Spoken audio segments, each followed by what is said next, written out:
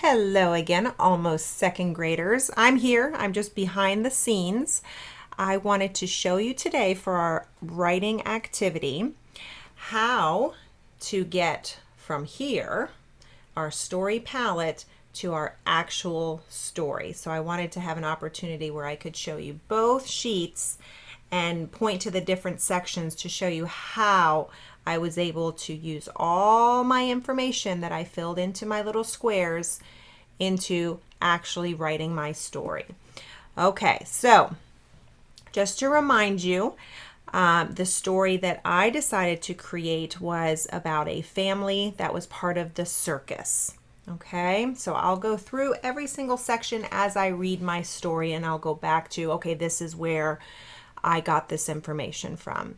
Okay, so this is my story that I put together, and I ended up giving it the title Max and the Circus, since Max is my main character. All right, so here we have on the first line, there once was a boy named Max.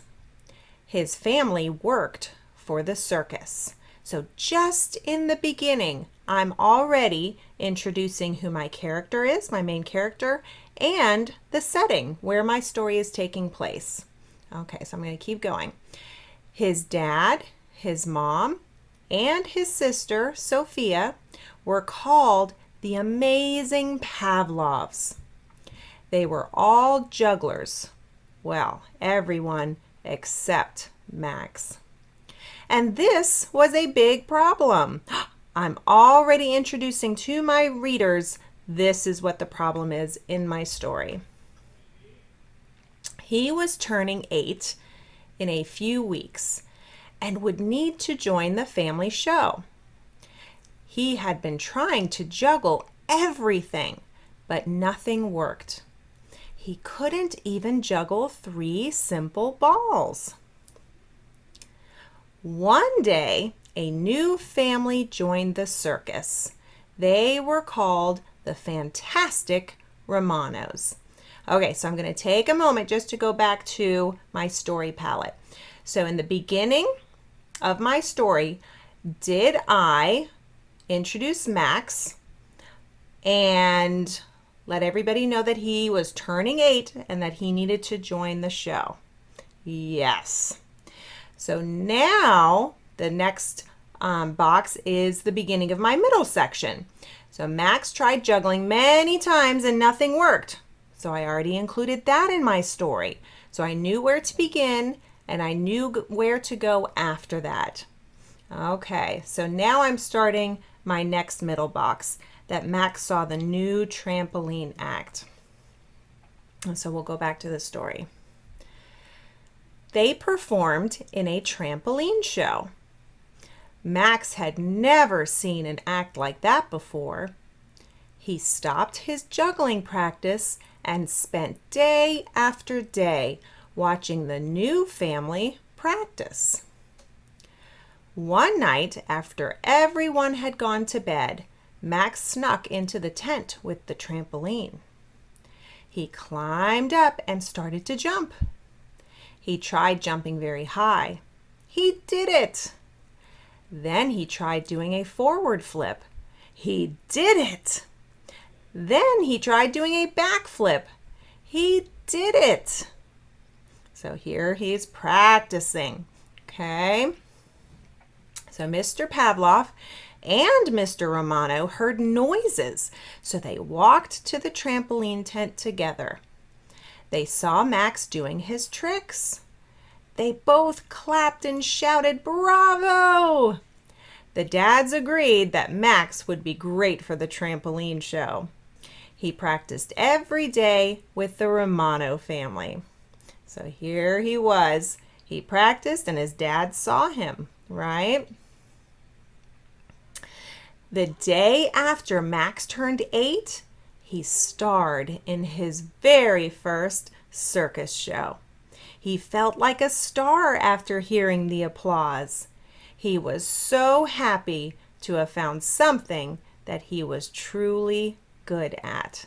So I brought my story all the way to the end, my end box, where it says that Max is in a circus show.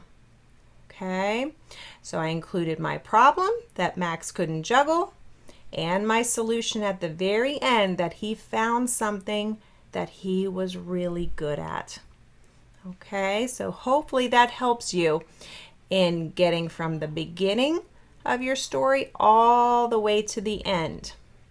Now, as you'll notice in my story, I added a lot of details. So that's what we're going to look at next. Okay, some things that we want to think of when we're writing our story.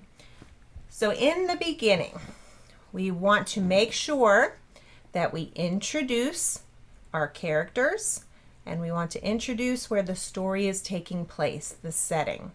And I have here a list of some examples of how you may want to start the story. There once was, and then you finish that sentence. Once upon a time. That's how fairy tales start, isn't it? A long, long time ago, in a faraway land, on a distant planet. So all of these are just examples. These are not the only ways that you can start a story. Okay, so as you can see, I chose there once was a boy named Max. So I used that to help introduce who my main character was. So now let's look at the middle section. In the middle, this is where you want to present your problem. Okay, right after we introduce who the characters are and where the story is taking place, we want to introduce, okay, this is the problem. Then we also want to work towards the solution. Sometimes we can even include dialogue. Dialogue is when your characters are talking to each other. I had one moment in my story, and let me go back to, right here. When Mr. Pavlov and Mr. Romano saw Max on the trampoline, they were so excited. And do you see how I said, let's go back to the beginning of the sentence, they both clapped and shouted, "Bravo!" That's called dialogue. So anytime you let me know what the character is actually saying, he's speaking or she is speaking, that is called dialogue. And mom and dad can help you with the punctuation that's needed for that. Okay. We also want to give lots and lots of details and use descriptive words, which we have learned, all those wonderful adjectives and wonderful adverbs. So use that in your writing. And that brings us to the end of our story. We always want to end with the problem being solved. The problem must be solved in the end of our story. And if there's a lesson to be learned, we want to make sure that we tell our reader what the lesson was. Another option is to tell how your main character is feeling about it. That's something that I chose to do. So if we look at my last sentence, he was so happy to have found something that he was truly good at. So that's what I did for my reader. I told them how my main character feels about solving his problem. Okay, so hopefully that helps all of you a little bit. And then that sound brings you back to my classroom. My phone is sending me a message right now. So again, like I told you for your last lesson, if you are having a hard time with some ideas for writing your story, you can call. I had some students call me today, and the ideas that were shared were just wonderful. So I really can't wait to read these wonderful stories. So if you're stuck, just call Mrs. Purcell. I am here. All right, happy writing. Have fun, guys. Bye.